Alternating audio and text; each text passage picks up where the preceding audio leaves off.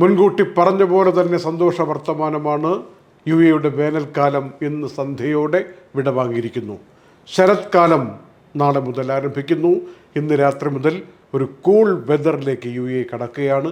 ഇനി 7 മാസം സുഖസുന്ദരമായ കാലാവസ്ഥയിലൂടെ കടന്നു പോകും എന്നാണ് കാലാവസ്ഥാ നിരീക്ഷണ കേന്ദ്രത്തിൻ്റെയും അറിയിപ്പ്.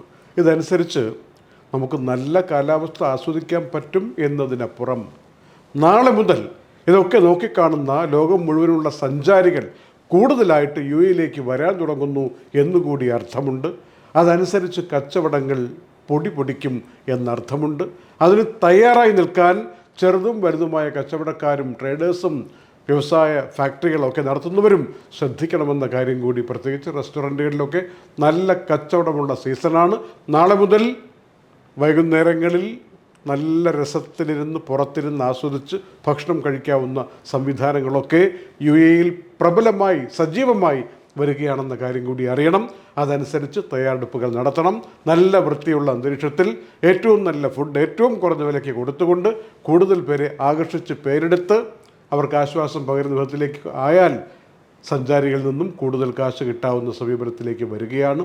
ഇനിയിപ്പോൾ ഏപ്രിൽ അവസാനം വരെ നല്ല കാലാവസ്ഥ തന്നെയായിരിക്കും എന്ന് മനസ്സിലാക്കണം.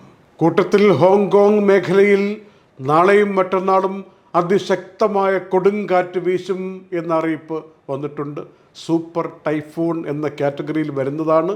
അതിൻ്റെ പേര് രഗസ എന്നാണ്. ഈ കാറ്റ് വീശുന്നതിനെ തുടർന്ന് അതിൻ്റെ അറിയിപ്പ് വന്നതുകൊണ്ട് തന്നെ എമിറേറ്റ്സ് എയർലൈൻസ് ഹോങ്കോങ്ങിലേക്കും ഷെൻസനിലേക്കുമുള്ള ഫ്ലൈറ്റുകളൊക്കെ ക്യാൻസൽ ചെയ്തിരിക്കുന്നു എന്ന അറിയിപ്പ് വന്നിരിക്കുകയാണ്. എയർ ഇന്ത്യ എക്സ്പ്രസ്സിൽ ബാംഗ്ലൂരിൽ നിന്ന് വാരണാസിയിലേക്ക് പുറപ്പെട്ട മിസ്റ്റർ മണി എന്ന യാത്രക്കാരൻ ആദ്യമായിട്ടാണ് വിമാനത്തിൽ കയറുന്നത്. ടോയ്ലറ്റ് ആണെന്ന് കരുതിയിട്ട് പൈലറ്റ് ഇരിക്കുന്ന കോക്ക്പിറ്റിലേക്ക് ഇടിച്ചു കയറാൻ ശ്രമിച്ചു.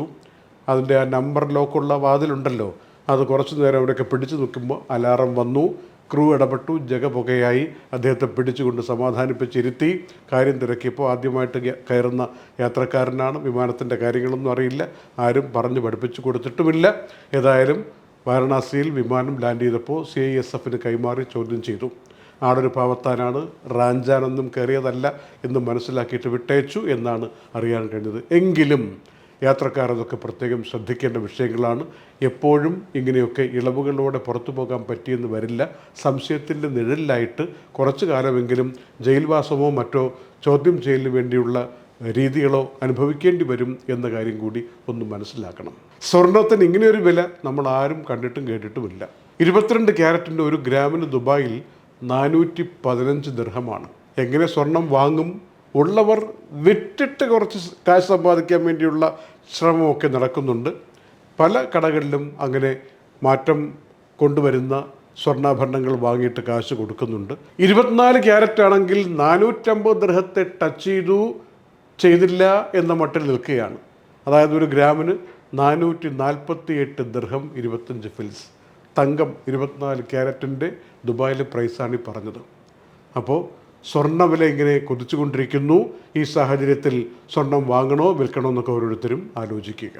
Night updates supported by Prime Health, Hashim Hypermarket, Kalyan Jewellers, Lulu, Partha Signature, Abu Shagara Sharjah, White House Advocates and Legal Consultants, Tasi Golden Diamonds, eLessons.net, Explore Education, Kisa Floor Mills, Best Express Cargo, Travel and Movers, Fira Foods, Ayur Satya Ayurveda, Gold Star Rent-A-Car, Al Usud Cargo, Areen Group of Companies, Ayurmana Ayurveda and Panchakarma Center.